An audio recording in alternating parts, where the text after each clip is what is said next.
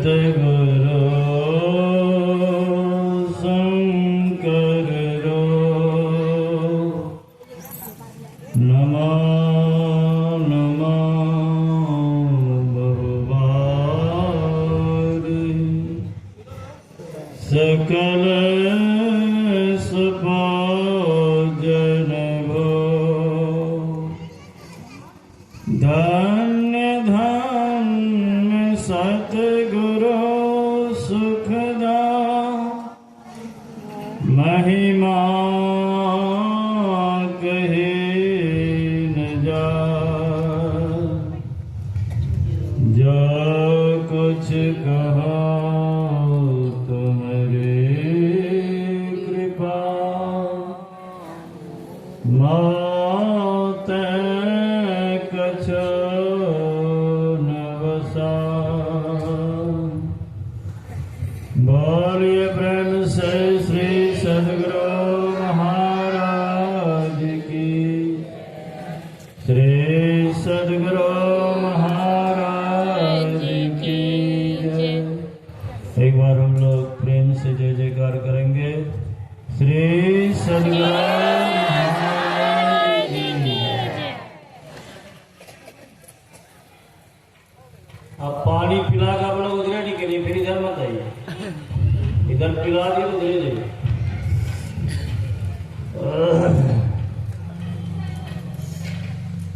अपने निवास में विराजमान पूज्य पाद गुरु चरण सेवी स्वामी प्रमोद जी महाराज के पावन श्री चरणों में कोटि कोटि नमन। यत्र तत्र से सत्संग स्थल पर पधारे परम आदरणीय सत्संग प्रेमियों सज्जन वृंद, परम आदरणीय माताओं तथा भक्तिमती बहनों, मैं सबसे निवेदन करूंगा, हम देखते हैं सबका मुड़ी है उधर घर के तरफ, बात नहीं है, लेकिन गुरु महाराज ऐसा नहीं कहा। जो आवश्यक काम है करना चाहिए, शांति बनाकर कीजिए, अगल बगल शोरगुल नहीं कीजिए। अब हम लोग सुन रहे थे कि आज का जो यह सत्संग है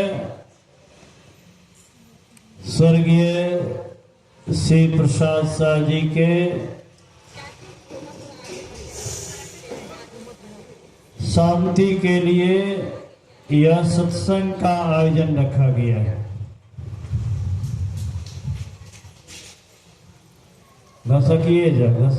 आगे जिसको जगह है थोड़ा थोड़ा सट जाइए।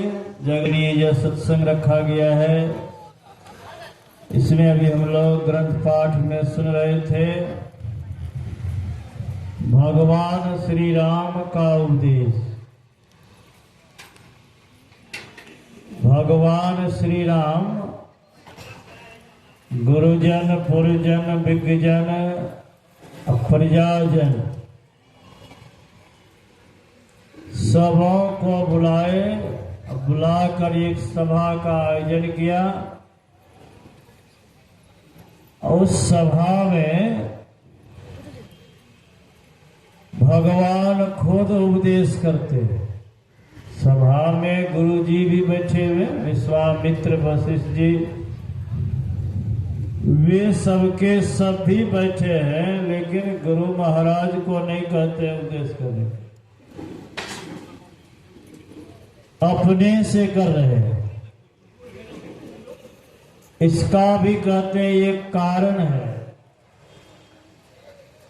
यहाँ पर हम लोग आए हैं, हम लोग कहेंगे आप नहीं करेंगे, बाबा कहेंगे आप नहीं करेंगे, तो हम लोग थाना जा सकते हैं, कचहरी।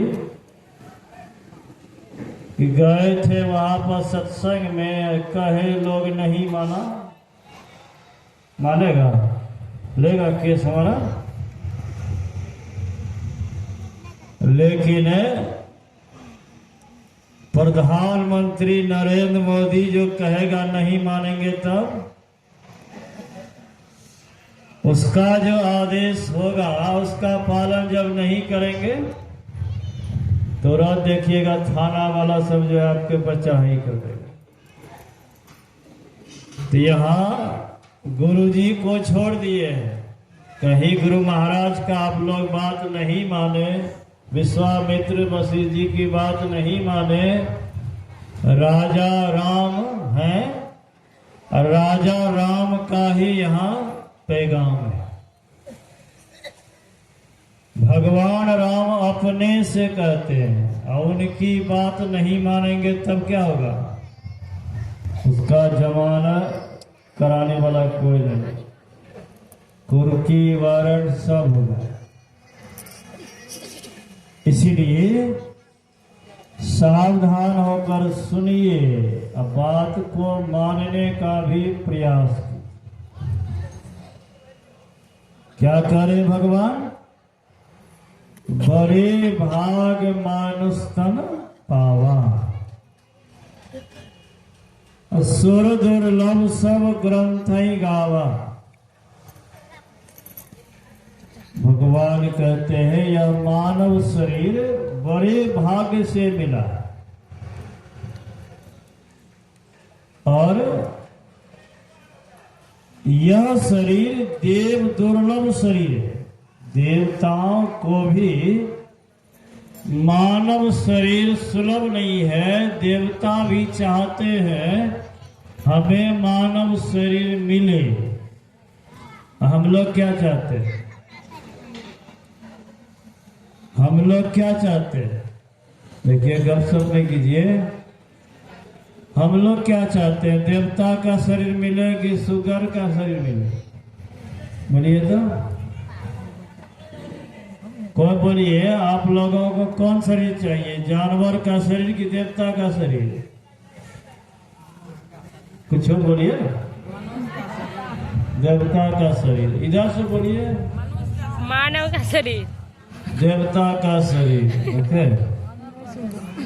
अभी मैं सुना रहा था, भगवान कहते हैं यह मानव शरीर देव शरीर से भी अधिक मूल्यवान है। जो अधिक मूल्यवान है वही शरीर में चाहिए। देवता भी मानव शरीर के लिए ललायित है। हम लोग क्या करते हैं? देवताओं का पूजा करते हैं। भगवान श्री कृष्ण ने कहा जो जिसको पूजता है वह उसके पास जाता है। देवता को पूजने वाला। पढ़िए महाभारत को। कहते हैं जो जिसका पूजा करता है वह उसके पास जाता है। अगर कोई जानवरों का पूजा करता है, बहुत लोग बड़ा प्रेम से गाय का पूजा करेगा, बहुत लोग कुत्ता का पूजा करता है, भैरवनाथ है? तो बहुत लोग किसी न किसी तरह जानवरों का पूजा करता है, का वह जानवर बनेगा। ऐसे तो हम देखते हैं जिंदा सांप अगर आ जाए तो क्या करते हैं? मारे लाठी से मुँह चूर देते हैं। और फोटो में जो सांप आ जाएगा उसका क्या करते हैं? दूध पिलाते हैं। भगवान शंकर के गला में सांप है, उसको दूध पिलाते हैं। और सही सांप अगर सामने आ जाए सब मिलकर चूर के मार देते हैं। करते हैं कि नहीं? चूहा को पकड़ के बंद करते हैं, लोग मारियो देता है तो बाहर के फेंक आता है। और उसी चूहा के फोटो में देखे मूर्ति में चूहा के आगे में दाना रख देता है। ये जो पूजा करते हैं हम लोग, ये जानवरों का पूजा। कहा जानवर का पूजा करने वाला जानवर बनता है, पहाड़ का पूजा करने वाला पहाड़ बनता है। पहाड़ों सरता है, गलता है। बगल में जमालपुर मुंगेर है, आप जाके देखिए पहाड़ सब सर रहा है। पहाड़ भी सरता, पहाड़ भी एक योनि है, जानवर भी एक योनि है। अब वृक्ष का पूजा, बर पूजा करते हैं ना, बर पूजा, पीपर पूजा, नीम पूजा, शनि पूजा होता नहीं सब पूजा। कहते यह है वृक्षों का पूजा। लाभ है, कुछ ना कुछ संसारिक लाभ तो है, लेकिन मरते समय आसक्ति रह जाए कि शनि को तो रोज हम पानी देते थे वृक्ष में, अब हम मर जाएंगे, कहीं बेटा सब पूजा नहीं करेगा तो शनि महाराज गुस्सा जाएगा, सब धन बर्बाद हो जाएगा। मन में बना रह गया कि अब शनि का पूजा कौन करेगा। कहा मरने के बाद वही शनिया का गाछ बन जाइए। ये शास्त्र कहता है। पीपर का पूजा करते हैं, मरते से मन में रह जाए। पीपर का पूजा रोज करते थे, लगता अब नहीं बचेंगे, ख्याल पीपर में रह गया तो पीपर बनना पड़ेगा। इसी तरह देवी देवता का पूजा करते हैं तो देवी देवता बनना पड़ेगा, वहां भी जाएंगे। लेकिन ये सब नाशवान है। जैसे मानव शरीर भी नाशवान है, लेकिन मानव शरीर के अलावा चाहे वह बाघ का शरीर हो, सिंह का शरीर हो, हाथी का शरीर हो, कुत्ता का शरीर हो, सर्प का शरीर हो, मानव शरीर के अलावा देवी देवता से लेकर अंडज, पिंडज, उष्मज, अंकुरज जितने भी प्राणी हैं, कहते उससे ईश्वर का भक्ति नहीं होता। संत तुलसी साहब ने लिखा है, नर्तन दुर्लभ देव को, यह मानव शरीर देवताओं को दुर्लभ है। नर्तन दुर्लभ देव को सब कोई कहत पुकार, सब कोई कहत पुकार, देव दे ही नहीं पावे। ऐसे मूर्ख लोग स्वर्ग की आस लगावे। अगर सोचते हम देवता का शरीर प्राप्त हो, स्वर्ग जाए, संत तुलसी साहब उसको पहले कहा मूर्ख। ऐसे मूर्ख जो होते हैं, वही मूर्ख के मन में होता है कि हम देव शरीर प्राप्त करें। क्यों? आप देख लीजिए गाय को, गाय से कौन कौन पुण्य होता है। गाय किसी को पानी पिलाती है, देखिए उनका स्वभाव है दूध देना, बच्चा देना। वह दूध देती है, बच्चा देती है, वह उनका स्वभाव है। बाकी उससे कोई पुण्य नहीं होता। बैल का काम है हल में चलना, गाड़ी में चलना, वह चलेगा, बाकी उससे कोई पुण्य नहीं होता। उससे कोई नया कर्म नहीं बनता है। किए हुए कर्मों के अनुसार वे फल को भोगते हैं। वृक्ष है, आप देख लीजिए, वह भी अपने पुराने किए कर्मों के फल को एक जगह खड़ा होकर भोग रहा है। उसी तरह देवी देवता भी यहाँ पृथ्वी पर मानव शरीर में जो पुण्य किया, देव शरीर में भोग रहा है। अब पुण्य छीन सोई देव स्वर्ग से नरक में जाओ। पुण्य का छिन्न होगा, फिर देवता नरक में चला गया। कहा एक बार भगवान श्री राम राज दरबार में बैठे हुए, जगत जननी सीता भी थी,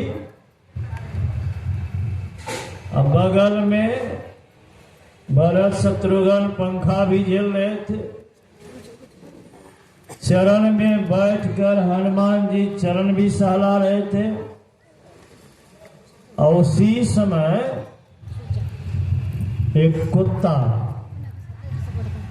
राज दरबार का ही कुत्ता था, उसी राज दरबार में भगवान के आगे ही खांसा। अब खांसने से उसके मुंह से बहुत सारे कीड़े निकले। यह देखकर भगवान श्री राम हंसने लगे। हनुमान जी देखते हैं यहाँ हुआ कुछ नहीं, लेकिन भगवान हंसते क्यों है, हंसे क्यों? पूछा हनुमान जी आप हंसे क्यों? भगवान कहते ऐसे हंसी आएगी का? ऐसे तो हंसी नहीं आएगी। हम लोगों से सेवा में कोई चूक हुआ, भूल हुआ, तभी ना आप हंसे। कहा नहीं ऐसी कोई बात नहीं है। कहा तब हंसे क्यों? कहा देखते न हो कुत्ता जो है के खांसने से बहुत सारे मुंह से कीड़े निकले, इसीलिए हंसी आ गई। हनुमान जी कहते तो हम देख रहे थे, हमको कहां हंसी आई? तब भगवान कहते हैं तुम नहीं जानते, जितना कीड़ा निकला है ना मुंह से, एक दिन ये सब कीड़े ब्रह्मा जी थे। ये सब कीड़े ब्रह्मा जी थे। अब समझिए ब्रह्मा का भी नाश होता है। सुनर कबीर साहब के बारे में ब्रह्मा मरिए, विष्णु मरिए, शिव जी मरिए, सब के सब एक दिन मरिए, ये सब भी नाश होगा। एक ब्रह्मांड में एक ब्रह्मा है, एक विष्णु है, एक शिव है, इस तरह से का सहस्रों ब्रह्मांड, अनेक ब्रह्मांड है, अनेक ब्रह्मा विष्णु में। इसलिए कहा पुण्य क्षीण सोई देव स्वर्ग से नरक में आवे, भरमय चारों खानी पुण्य कई तायरी जावे। अभी सुन रहे थे चार खानी क्या क्या है? भर में चारों खान, चार खान क्या क्या है? सुन रहे थे आकर चारी लक्ष 84 जोनि भ्रमतिया जीव अविनाश। नहीं सुनते हैं समझते हैं कि नहीं? को उन्हें माता जी क्या खड़ी है? अरे कुर्सी तो ला दे, कुर्सी तो, कुर्सी दीजिए उसे, कुर्सी दीजिए। आप लोग सीधा ख्याल को रखिए।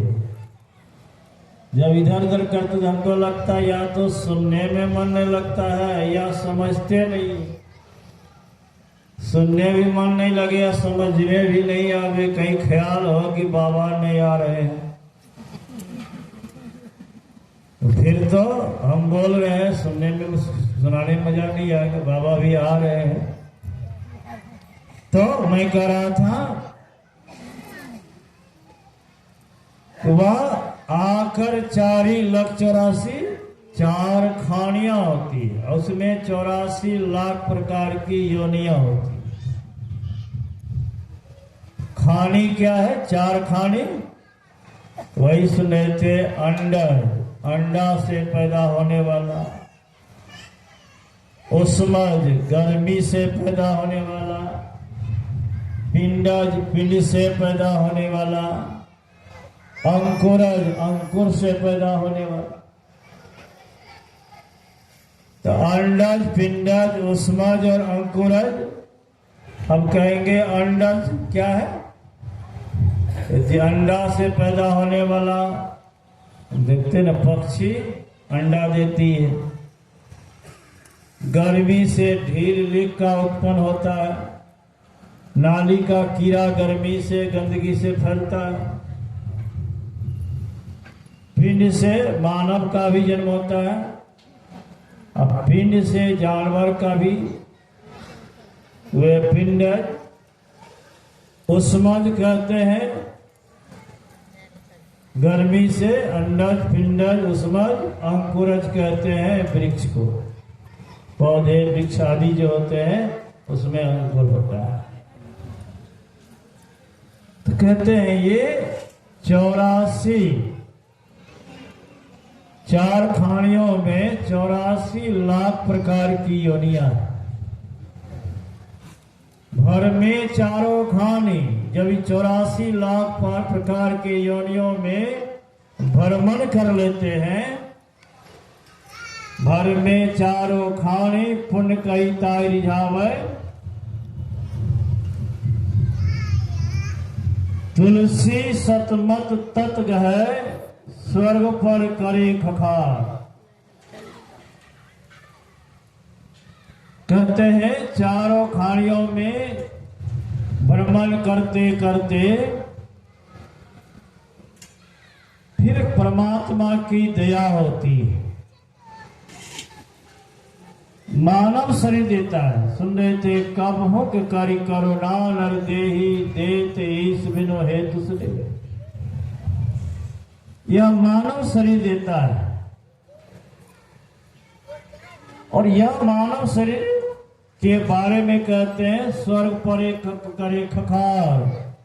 तुलसीदास जी भक्त तुलसी साहब कहते हैं मैं स्वर्ग पर थूक फेंकता हूं, क्योंकि स्वर्ग जाना यह हमारा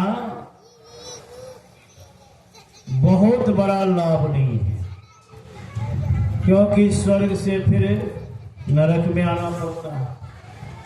मानव शरीर इसलिए नहीं मिला है कि स्वर्ग जाए नरक जाए, स्वर्ग जाए नरक जाए, अनंत जोनि में भ्रमते रहे, इसलिए मानव शरीर नहीं मिला है। बल्कि गुरु महाराज ने कहा यह मानव शरीर परमात्मा भक्ति के लिए मिला है। जितने मनुष्य तनधारी हैं प्रभु भक्ति कर सकते सभी। कौन कर सकते हैं भक्ति? ये नहीं कहा जितने जानवर शरीरधारी हैं, जितने पक्षी शरीरधारी हैं, जितने वृक्ष शरीरधारी हैं, नहीं कहा जितने मनुष्य तनधारी हैं प्रभु भक्ति कर सकते हैं। केवल मानव शरीर से परमात्मा की भक्ति होगी। अब यहाँ ब्रह्मा जी हैं, शिव जी हैं, विष्णु जी हैं, कहते हैं इनके भी बनाने वाले परमात्मा, इसके ऊपर भी परमात्मा। उस परमात्मा का बात गुरु महाराज करते हैं। जो उस परमात्मा को जान लेते हैं इधर सबको जान लेते हैं। और उसको जानने के लिए जब तक हम संतों के शरण में नहीं जाएंगे, सदयुक्ति नहीं सीखेंगे, करेंगे नहीं तो तब तक नहीं होगा। इसीलिए सुन रहे थे साधन धाम मोक्ष कर द्वारा पायल जही परलोक सवारा। यह शरीर साधनों का धाम है। यह शरीर साधनों का धाम है। पहले का साधन, फिर का धाम, फिर का मोक्ष। तीनों का अर्थ अलग अलग। साधन कहते हैं व्यवस्था को, है? हम लोग जब कहीं जाते हैं तो पूछते हैं हम लोग 4 आदमी हैं, रहने का व्यवस्था है ना? कहाँ व्यवस्था साधन हो ना, रहने की व्यवस्था, खाने की व्यवस्था, ये सारी व्यवस्था जो है इसको कहते हैं साधन। हम लोगों को भी संसार में रहने का परमात्मा ने साधन दिया है और वो सबसे अच्छा साधन है मानव से। पसनी चला के दिखा सकते हैं।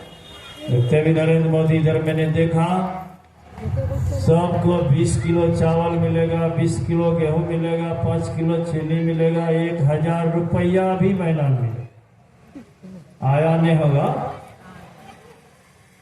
मानवीय कौन बोला है? जानवरों की बोला? हाँ? जानवर के लिए दिया है गेहूं चावल कोटा में? खाली मानव के लिए। तो मानव शरीर में साधन है, सब साधन। धाम, धाम कहते हैं तीर्थ को, बाबा धाम तीर्थ है ना। धाम कहते हैं तीर्थ को। और मोक्ष कर द्वारा इस शरीर में सभी साधन है और सभी धाम, सभी तीर्थ हैं। और इसी शरीर में मोक्ष में जाने का रास्ता भी। मोक्ष किसको कहते हैं? मोक्ष का अर्थ होता है बंधनों से छूटना, आवागमन के चक्र से छूटना। कोई देखते हैं, कहते हैं कि कहो हम तो बड़का फेरा में पड़ गए, आप हमारा मोक्ष मिल गया, मतलब परमात्मा मिल गया, छुट्टी मिल गया। ककरा से? जहां थे, जिसके फेरा में पड़ गए थे, उनके फेरे से आपको छुट्टी मिल गया। संसार से छुट्टी नहीं मिला है, आवागमन के चक्र से छुट्टी नहीं मिला है। और यह सारी व्यवस्था इसी मानव शरीर में है। इसीलिए उपनिषद में आया है, देहस्था सर्व विद्याश्च देहस्था सर्व तीर्थानि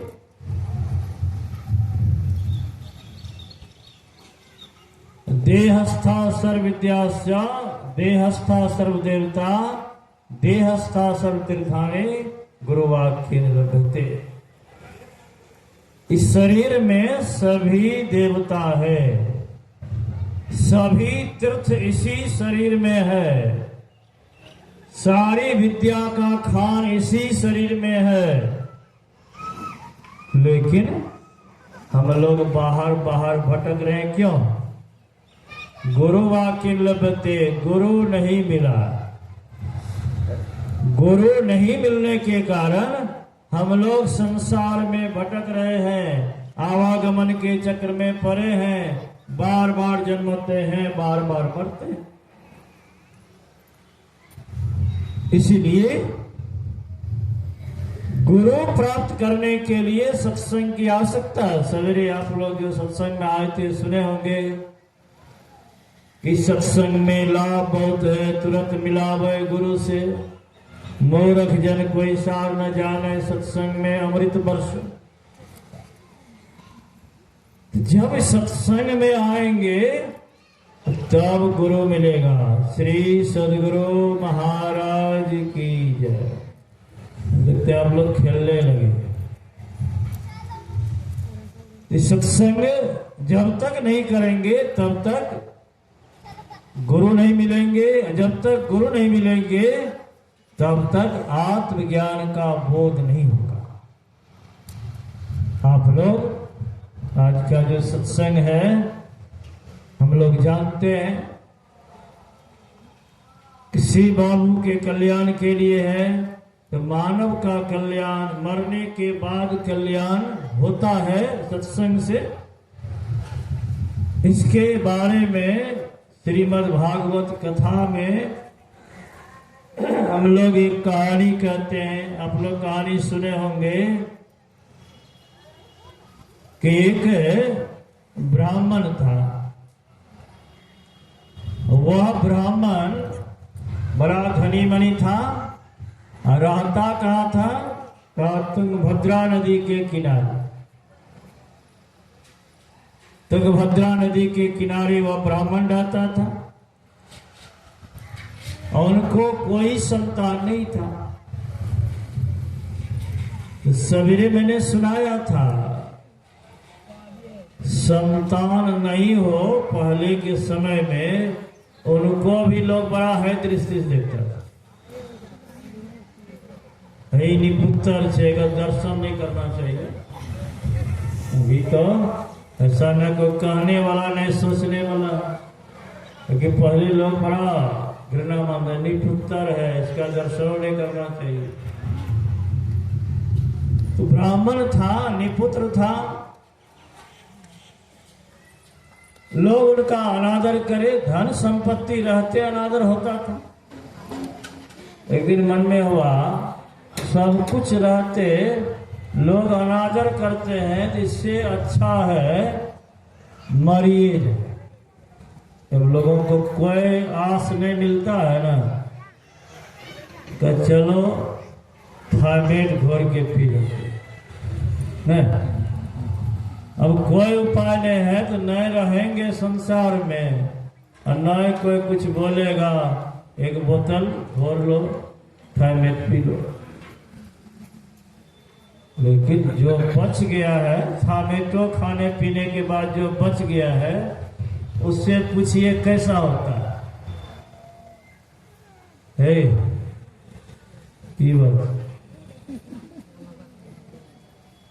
ये पुलिस के आगे में चोर चोरी करे, अच्छा बात है। श्री सदगुरु महाराज की हम ये बोले छिए, ओकरा घर में जाके गुने तो बढ़िया रह, यही ठना गुना भाग करबो तो नहीं होता। तो मैं करा था, मन में हुआ कि चलो मरिए जाते हैं। मरने के लिए चला गया जंगल, लेकिन आसक्ति तो घर से है, घर में पत्निये है और तो कोई है नहीं, हम मर जाएंगे, बेचारी कैसे रहेगी। ध्यान पत्नियों का है ना, और याद याद करके मरने आए तो मरेंगे ही, लेकिन याद करके रोने भी लगा खूब जोर से। अब मरना है, जोर जोर से रोने लगा। बगल से एक महात्मा जंगल तो था, महात्मा जा रहे, देखा वृक्ष के नीचे, ये लगता है चंदन टीका वाला ब्राह्मण है, रो रहा है। उसको लगा कोई भक्त है। साधु महात्मा को भक्त का दर्शन हो जाए तो बड़ी प्रसन्नता होती है। इसको लगा कोई भक्त है जो भगवान के लिए रो रहा है। हाँ, भगवान की प्राप्ति नहीं हो रही, इसके लिए रो रहा है वृक्ष के नीचे। महात्मा जी हुआ जरूर जाके समझा देना चाहिए, भजन करो परमात्मा मिलेगी। लौट के गया, कहा अरे ब्राह्मण देवता आप क्यों रोते हैं, भजन कीजिए, नहीं अभी मिलेगा तो अगले जन्म में मिलेगा, आप रोते क्यों हैं? ब्राह्मण देवता कहता हम रोते हैं भगवान के लिए, हम तो मरने आए इसके लिए रोते हैं। मरने क्यों आए? सारी बात बताया। महात्मा जी भी अंतर्यामी थे, वे कहते हैं देखिए पंडित जी, एक जन्म कौन कहे 7 जन्म तक आपको बेटा नहीं होगा, इसलिए बेटा का चिंता छोड़िए, भजन कीजिए। जो कहा 7 जन्म और बढ़ गया, कहा बाबा 1 जन्म का दुख था तो 7 जन्म का दुख हो गया। लेकिन मैं सुना है जो न करे लकीर सो करे फकीर, नहीं, जो न करे लकीर सो करे फकीर। लकीर किसको कहते हैं? भाग को हाथ में रेखा है नहीं तो कहते हैं लकीर। ब्राह्मण आएगा कि ज्योतिषी जो लकीर में है वो बोलेगा आपके भाग में ये है, ये है, ये है। कहते संत महात्मा लकीर को भी काट दो, भजन ध्यान सत्संग करेंगे ना, ये लकीर आपका अपने, बिगड़ा लकीर कटेगा, अच्छा लकीर अपने बनने लगेगा। ध्यान भजन करेंगे, स्वतः दुख का लकीर कटेगा, सुख का लकीर आएगा। तो ब्राह्मण तो थे ही, वेद को जानता था, उपनिषद को पढ़ता था, धर्म का ज्ञान तो था। कहा बाबा जो न करे लकीर सो करे फकीर। आप महात्मा हैं, आप चाहेंगे तो हमको जरूर पुत्र होगा। कस के पैर पकड़ लिया, बाबा जब तक आशीर्वाद नहीं देंगे छोड़ेंगे। पर गया फेरा में, कहा नहीं दीजिएगा आशीर्वाद, आपके चरणों में माथा पटक पटक के ही मरूंगा। महात्मा जी और फेरा में पड़ गया, ये मर जाएगा, हम ही को पाप लगेगा।